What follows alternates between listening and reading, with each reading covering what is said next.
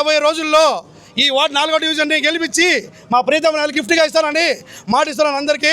నెల్లూరు నగర నియోజకవర్గంలో వైఎస్ఆర్సీపీ మొదటి రోజు నుంచి కూడా అంతకంతకు బలోపేతం అవుతా ఉండడం మనం వస్తూ ఉన్నాం.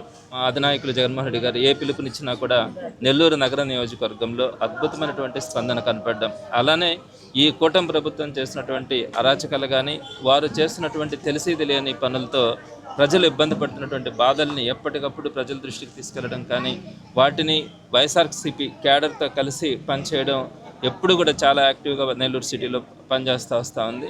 దానికి తగ్గట్టుగా ఈ ప్రాంతంలో అంటే సుమారుగా 3, 4, 5 ఈ డివిజన్స్లో ఈ కార్యక్రమానికి కూడా పెద్ద ఎత్తున ముందుకు రావడం కూడా జరుగుతుంది. మరి ఈరోజు 4వ డివిజన్లో సందాని భాష అధ్యక్షుడిగా ఉన్నారు, అలానే మసూదన్ రెడ్డి కోఆర్డినేటర్గా ఉన్నారు.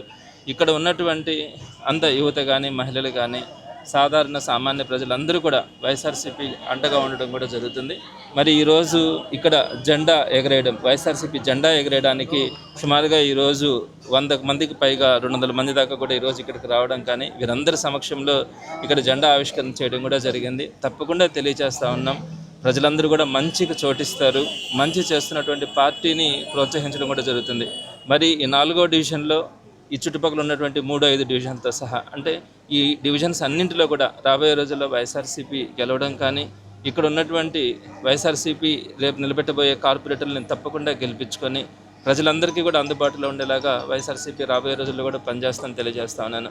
ప్రత్యేకంగా ఇటువంటి కార్యక్రమాలన్నింటికీ కూడా వారికి ఎన్ని పనులున్నా కూడా ముందుకు రావడం కానీ పార్టీతో కలిసి పనిచేస్తున్నటువంటి ఇక్కడ ఉన్నటువంటి స్థానిక నాయకులకు కానీ కేడర్కి కానీ ప్రత్యేకంగా నేను అభినందనలు తెలియజేస్తా ఉన్నాను. మీరు పడ్డ శ్రమ కానీ కష్టం కానీ ఊరికే పోదని కూడా తెలియజేస్తా ఉన్నాను.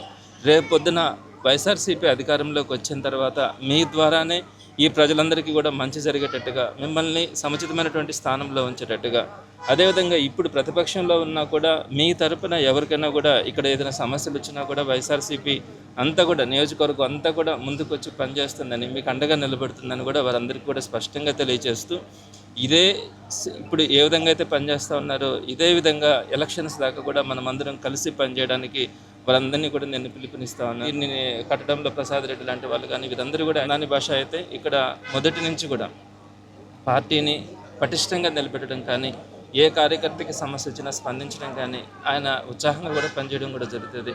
తప్పకుండా అందరికీ కూడా మంచి రోజులు ఉంటాయి రాబోయే వైఎస్ఆర్సీపీలో కానీ ఈ రోజు ప్రతిపక్షంలో ఉన్నప్పుడు కానీ ఉంటుందని తెలియజేస్తూ ఇక్కడికి హాజరైనటువంటి ప్రతి ఒక్కరికి కూడా పేరు పేరున ధన్యవాదాలు తెలియజేస్తాను.